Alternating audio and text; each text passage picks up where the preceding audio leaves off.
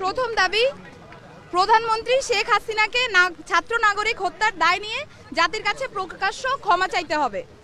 দ্বিতীয় দাবি, আইন শৃঙ্খলা রক্ষাকারী বাহিনী ও দলীয় ক্যাডার এবং সন্ত্রাসী কর্তৃক ছাত্র নাগরিক হত্যার দায় নিয়ে স্বরাষ্ট্রমন্ত্রী আসাদুজ্জামান খান কামাল, সড়ক পরিবহন ও সেতু মন্ত্রী ওবায়দুল কাদের, শিক্ষামন্ত্রী মহিবুল হাসান চৌধুরী নয়ফেল, আইনমন্ত্রী আনিসুল হককে মন্ত্রী পরিষদ থেকে পদত্যাগ করতে হবে। ইন্টারনেট শাটডাউন করে দেশে ডিজিটাল ক্র্যাকডাউন করায় তথ্য প্রতিমন্ত্রী জুনায়েদ আহমেদ পলককে পদত্যাগ করতে হবে।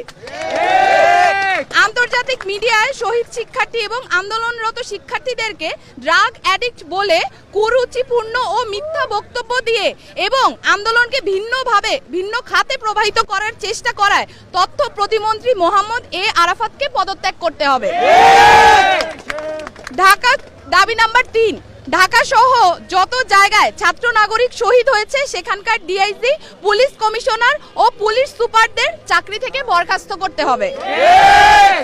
দাবি নাম্বার 4, ঢাকা বিশ্ববিদ্যালয়, জগন্নাথ বিশ্ববিদ্যালয়, জাহাঙ্গীরনগর বিশ্ববিদ্যালয়, রাজশাহী বিশ্ববিদ্যালয় এবং চট্টগ্রাম বিশ্ববিদ্যালয় সহ সারা দেশের প্রত্যেকটি বিশ্ববিদ্যালয়ে যেখানে ক্যাম্পাসে আইন শৃঙ্খলা বাহিনী কর্তৃক শান্তিপূর্ণ আন্দোলনে হামলা হয়েছে প্রত্যেকটি বিশ্ববিদ্যালয়ের ভিসি এবং প্রক্টরকে পদত্যাগ করতে হবে।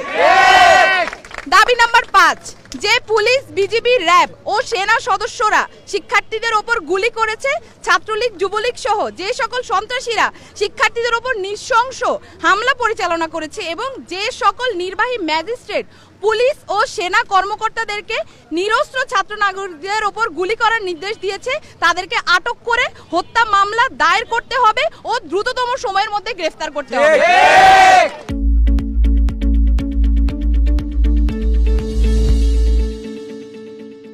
দাবি নাম্বার 6, দেশব্যাপী যে সকল ছাত্র নাগরিক শহীদ ও আহত হয়েছে তাদের পরিবারকে অতি দ্রুত সময়ের মধ্যে যথাযথ ক্ষতিপূরণ প্রদান করতে হবে।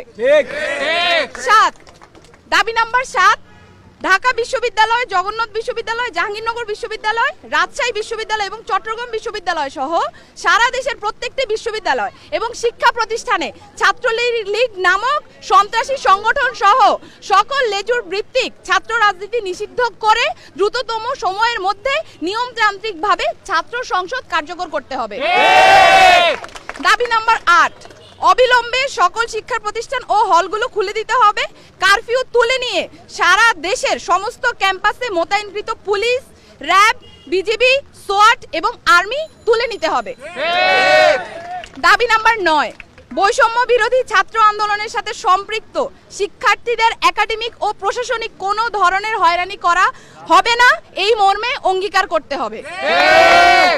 ইতিমধ্যে গণগ্রেফতার ও পুলিশি হয়রানির শিকার সমন্বয়ক বৃন্দ ও ছাত্র নাগরিকদের অবিলম্বে মুক্তি দিতে হবে ও সকল মামলা প্রত্যাহার করতে হবে।